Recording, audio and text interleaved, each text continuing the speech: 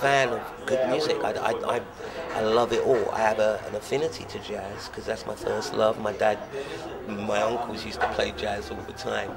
But at the same time, my two older brothers, they came from Trenchtown. So they lived in the same yard as Bob Marley.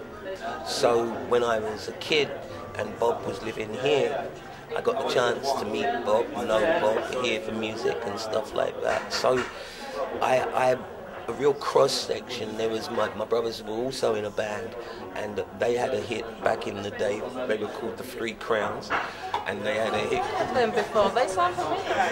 Way back, and they had a track out called Jerk in the Night, I think it was, and they had a hit in Germany. So as a kid, my mum allowed me to go with them and go to Germany and watch them perform and stuff. They also had some friends who didn't live too far from us, and they used to come and rehearse in the house, and their first record was a big tune called Hugging Up a Big Monkey Man. They did that. So as a kid growing up, music from all kinds of different areas, right, was what I was hearing, what was getting. Yeah, this what makes you a little bit different, I suppose, with your music and travelling, where you had to do what you had to do to get out there, really. Yeah, you kind of, you've been lucky enough to hear all kinds of different music. And then by the time I'm like 16, I know that, like, right, I don't want to make music that sounds like that person. I want to make music that sounds like me. So we go through 16, 18, I disband the band. I decided that I needed to learn more about being in the studio, so I got together with a young man called Junior Douglas, who was making an album but didn't have a singer and didn't know how to write lyrics. So he got in contact and we wrote a song. I wrote a song called Get Up and Dance, Hopped Up and Heated. The record company that we were signed to was a record company called, well, he was signed to it, sorry. It was called Pressure. And Pressure was a subsidiary of a label called Arawak, which was a very big reggae label at the time. And the owner of the label wanted to try something in the R&B field. So when he heard what I had done, right, he put it out in France. And I didn't know that the record was as big as it was. It went to #1 in France, and I never knew. And it wasn't until Mama came around, which was like maybe like 2 to 3 years later, that when I went to France and I was doing a gig, and the people, it's funny, isn't it? People, you can't speak the same language, but we speak the same language through music. And I was doing Mama Used to Say, or at least I started Mama Used to Say, and people were booing, and I couldn't believe it. And everybody started shouting like, you know, hot up and heated, hot up and heated. I'm like, you're joking me.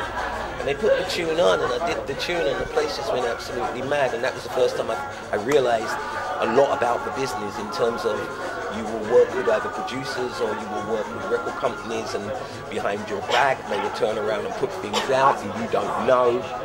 So yeah, it was a real one that was very sneaky, but it was a great learning curve, because off of the basis of that, it gave me a better understanding of the fact that, like, what I was doing musically was working. So by the time Hot Up and Heated started to happen, we went to America, Junior and myself, and when we got to America, we signed to a company called Fireside. They then put the record out in America, and it started to happen in America. So when you look back at it, that would have been 79, 80. When you look back at it, I was pretty much the first person to enter America making R&B black music from Britain, right, and born here, and having success with it. So by the time Mama came along in America, I think the style and sound of what I was trying to do, I had cemented. I knew what I was doing. So by the time Mama came out, it was like, it just took off. There was no promotion behind Mama Used to Say in America. There was no marketing behind Mama in America. All we had was a video. They took it to radio.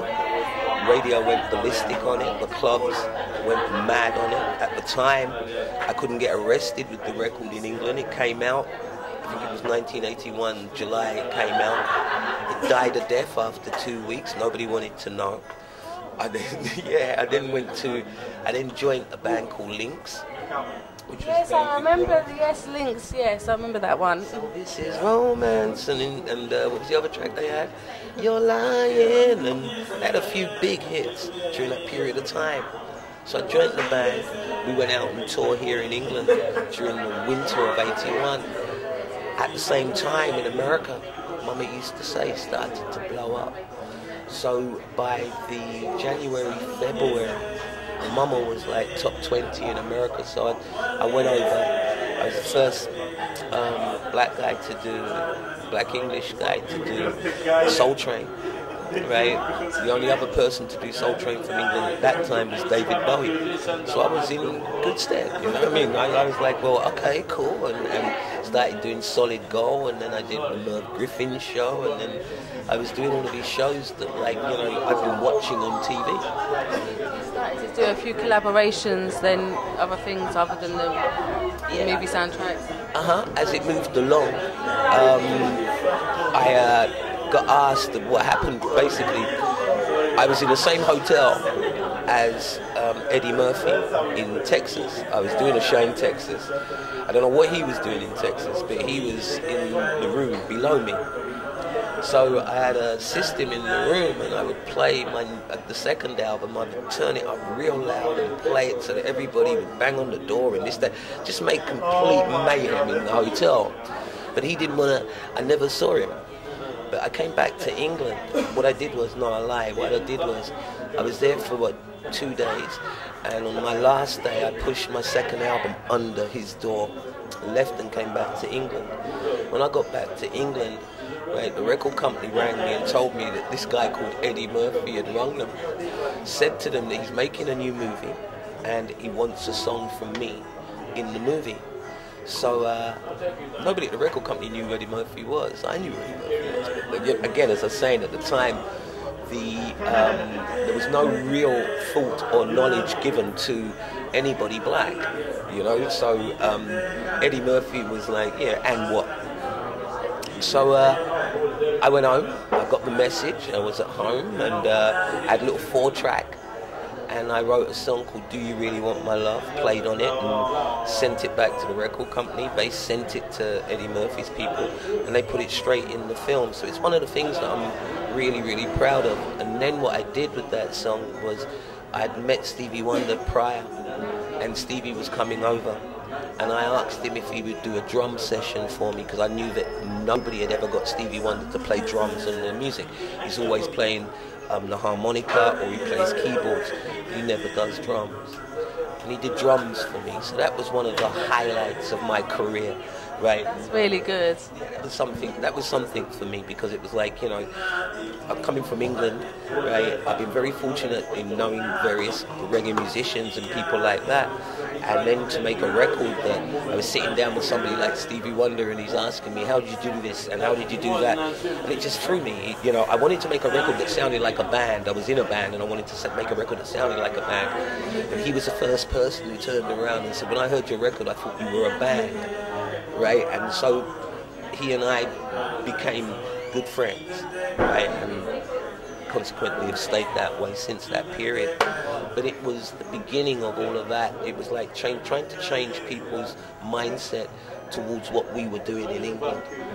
So went on from there. We did Do You Really Want My Love? I did All the Right Moves. I did a song in that. It was a Scorsese movie. And I did a song for that called Unison, and that went to #1 in America as well. So I kind of solidified myself as an artist within the American marketplace.